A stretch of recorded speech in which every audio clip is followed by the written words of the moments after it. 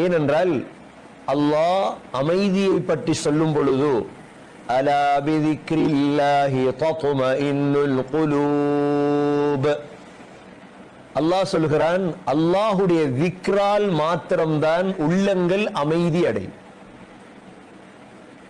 யாருடைய உள்ளத்தில் அல்லாஹுடைய திக்ர் இருக்குமோ இந்த உள்ளம் மாத்திரம்தான் சந்தோஷமாக இருக்கும்.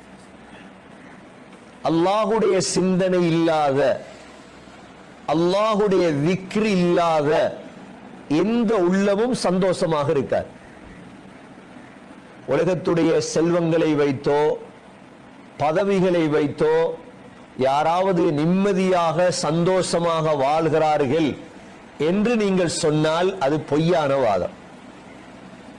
ஏனென்றால் குர்ஆனில் அல்லாஹ் சொல்லிவிட்டான், உள்ளத்துடைய அமைதி அலா பிதிக்ரில்லாஹி தத்மஇன்னுல் குலூப், உள்ளங்கள் சந்தோஷம் அடைவதும் அமைதி அடைவதும் அல்லாஹுடைய சிந்தனையால் மாத்திரம்தான்.